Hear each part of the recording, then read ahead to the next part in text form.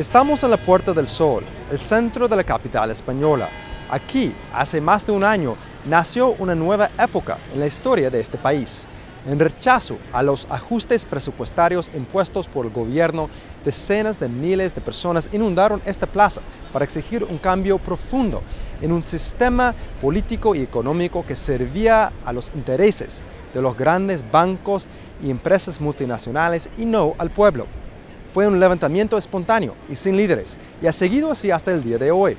Pero si existe una persona quien encarna esta lucha contra el poder económico y político de España, sin lugar a dudas, sería un hombre llamado Juan Manuel Sánchez Gordillo.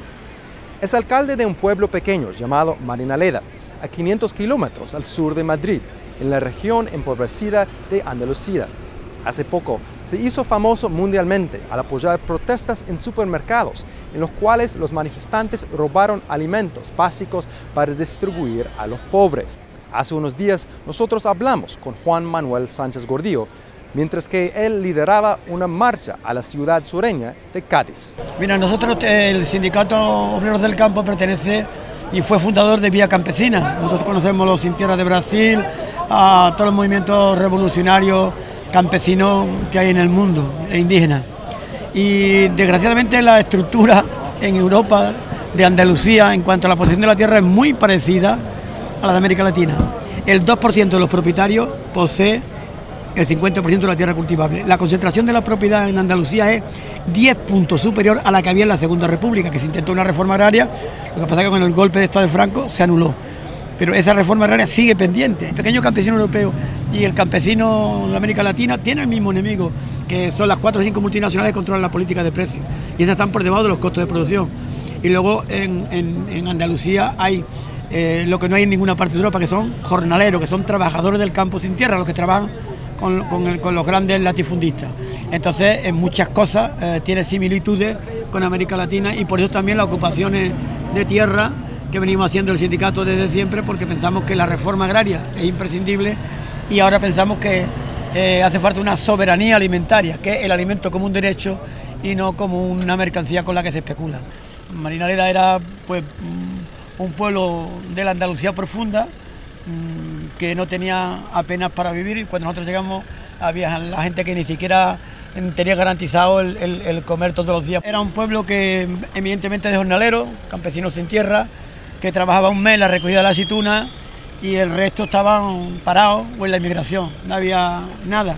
Nunca se había hecho vivienda pública y no tenían las instalaciones mínimas. Bueno, pues eso se le ha dado un cambio radical. Hoy pues se ha conseguido tierra mediante lucha, se ha creado industria, la vivienda es un derecho, los impuestos son bajos, el nivel de vida de instalaciones tiene muchísima calidad. Establecemos la democracia directa, todo se decide en asamblea, todos los cargos son elegibles y irrevocables. Nosotros firmamos un documento que seremos los primeros a la hora de la lucha y los últimos a la hora del beneficio. Y bueno, pues esos son intentos de que los recursos se pongan al servicio de las personas, y por eso Marinaleda es un referente, yo creo que a nivel internacional, y por eso yo creo que ahora, aprovechando esta crisis, ya llevan mucho tiempo buscándonos cómo eliminarnos, pues yo creo que con esta crisis y ahora con lo que estamos haciendo mucho más, nos hemos convertido en un peligro, y entonces nos tememos y tenemos que reaccionar rápido, porque yo creo que van a intentar lo más pronto posible quitarnos del medio. Este movimiento, quizás por el momento en el que se ha producido, ha generado un despertar, y sectores que quizás nunca hayan conectado con nosotros, pues había una conexión, una explosión grandiosa, ¿no? Como habéis podido comprobar. Y entonces a eso es lo que el poder le teme, mientras que hemos sido una cosa pequeñita, un sindicato serio, un sindicato comprometido, pero no ha pasado de los círculos quizás del mundo rural, aunque ahí éramos mayoritarios, pues la preocupa menos, pero cuando ya conectas con sectores cada vez más amplios de la sociedad y cuestionan la propiedad privada, pues entonces el poder está nerviosísimo. Yo creo que el poder económico y el poder político está nervioso, muy nervioso. Si luego estuviéramos en otra parte del mundo, seguramente nos habían pegado tiros ya. Aquí nos harán otra cosa, que será desprestigiarnos, buscarnos la cosquilla, meternos en la cárcel, intentar que por ejemplo, yo no pueda tener ningún cargo público. Sabemos que hay una lista de 11 detenidos posibles que van a suceder en las próximas horas, según tenemos noticias, y yo creo que van a reprimir el movimiento y van a intentar hacer un castigo ejemplar. Y por supuesto, la gente más conocida yo creo que nos van a buscar las cosquillas por cualquier parte para quitarnos de en medio de una forma o de otra. Bueno, nosotros lo que hemos señalado a los culpables de la crisis, los bancos, porque pensamos que esta crisis no es crisis, es una gran estafa de las famosas hipotecas basura, 200 billones de dólares que han roto el mercado financiero. Cuando los bancos no han prestado dinero, pues se han ido crisis de la industria, crisis sistémica. Y ahora, siendo el origen una estafa, ahora en plena crisis se sigue estafando porque los bancos españoles compran dinero al 0,75% y lo revenden al propio Estado al 7%, cosa que es una barbaridad. Es una estafa en medio de la estafa. Y claro, ¿cómo se paga la deuda? Ahora se paga la deuda mediante recortes. ¿Quién paga los recortes? Los trabajadores de las clases medias hacia abajo. El pequeño campesino, el pequeño comercio. Entonces, como la situación es de un índice de paro grandioso, del 34% en Andalucía y del 24% en España, bueno, pues entonces ellos temen que esto produzca una conexión y que produzca una rebeldía, un levantamiento, y por eso el poder ha sacado lo más reaccionario que lleva dentro y está actuando con métodos no propios de la democracia occidental en la que teóricamente vivimos. Nosotros que le hemos señalado los bancos porque son culpables, nosotros hemos ocupado fincas porque se está concentrando la propiedad de la tierra y hay 500.000 jornaleros que no tienen trabajo y pensamos que la tierra y los recursos naturales tienen que ser de quien la trabaja. Hemos ocupado las grandes superficies porque las grandes superficies son culpables de la ruina del pequeño campesino, porque su política de precios la marcan ellos, un producto en origen en un producto en destino, desde que se lo pagan al campesino hasta que llega al consumidor hay un 704%. Y además porque se están tirando alimentos, ¿no? Mientras que la gente no tiene lo mínimo para vivir. Y luego el otro planteamiento que nosotros hemos es ocupar también edificios vacíos que son viviendas de los bancos, cuando hay miles de familias que no tienen vivienda. Entonces todo lo que hemos ido señalando con estas acciones fue un hecho de no violencia activa, de insumisión.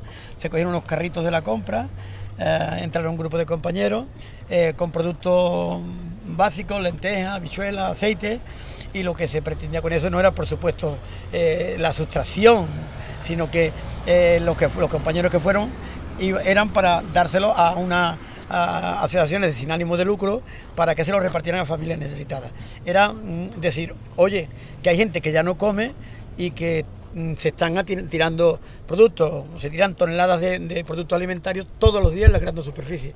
Entonces ha sido un toque de atención, pero claro, eso en un contexto donde la gente ya no tiene que comer, donde dice, si mi hijo no come, yo hago lo que sea. Entonces ellos lo que temen es que pueda haber gente que cuando no tenga vaya al supermercado. Pero nosotros lo que hemos hecho es para llamar la atención, para que se reaccione desde el poder. Claro, el poder la única respuesta es la represión. Los jornaleros ante un sector marginal, que siempre han padecido mucha miseria, pero ahora, desgraciadamente, esa marginalidad está llegando hasta las clases medias, está llegando a mucha más gente.